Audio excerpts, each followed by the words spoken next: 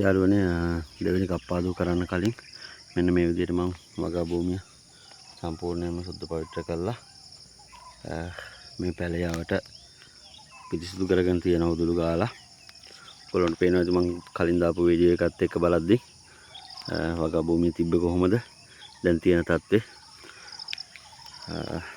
ඒ වගේම තමයි මම මේ පැලයාවට කාණුවක් ආකාරයට සකස් කරගෙන රසායනික පොහොරයක් මුරයක් එකතු කරගෙන තියෙන කප්පාදුවට කලින් ඉතින් මේකට මට කොම්පොස්ට් පොහොර එකතු කරන්න තමයි තියෙන්නේ. ඒකත් මම ඕගොල්ලන්ට වීඩියෝ එකක් අරන් එන්නම්. ඉතින් අපිට මෙන්න මේ විදිහට සුද්ධ කරගත්තාට පස්සේ යාළුවනේ මේ පැලයවට අපිට අපේ කප්පාදු සිද්ධ කරන්න පුළුවන්. මොකද එහෙම නැත්තම් මේ පැලේට විවිධ පලිබෝධ හානි එන්න පුළුවන්. එක ලෙඩ රෝග මේ බලන්න මේ සියලුම පැලාවට තිබ්බ වල් පැලෑ ටික ඉවත් කරලා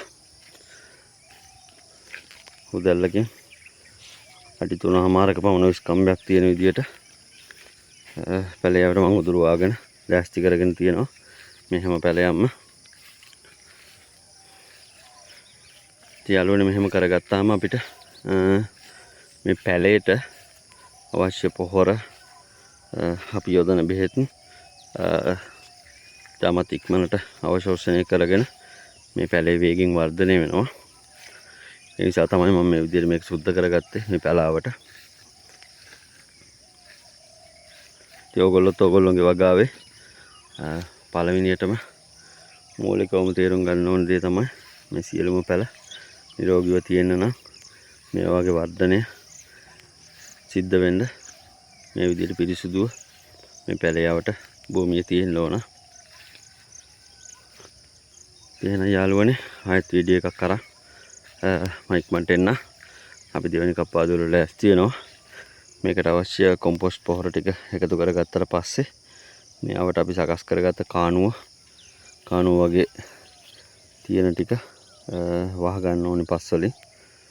ඊට පස්සේ මම ලෑස්ති කරගෙන තියෙන පිදුරු. ඉතින් මේ පිදුරුත් වසුණක් ආකාරයට මේ පැලේ මුලට යෙදුවට පස්සේ මේ පැලේ තියෙන තෙතමනය ආරක්ෂා වෙනවා. ඉතින් එහෙනම් ආයෙත් ඉක්මනට වීඩියෝ එකක් අරන් එන්න. මේ කප්පාදුව කරනින් ගම පැලේ කොහොමද හරියටම අපි කප්පාදුව කරගන්නේ කියලා මම ඕගොල්ලන්ට වෙනම වීඩියෝ එකක් අරන් එන්න. එහෙනම් හැමෝම පරිස්සමෙන් ඉක්මනටම ආයෙත් වීඩියෝ එකකින් හම්බෙමු.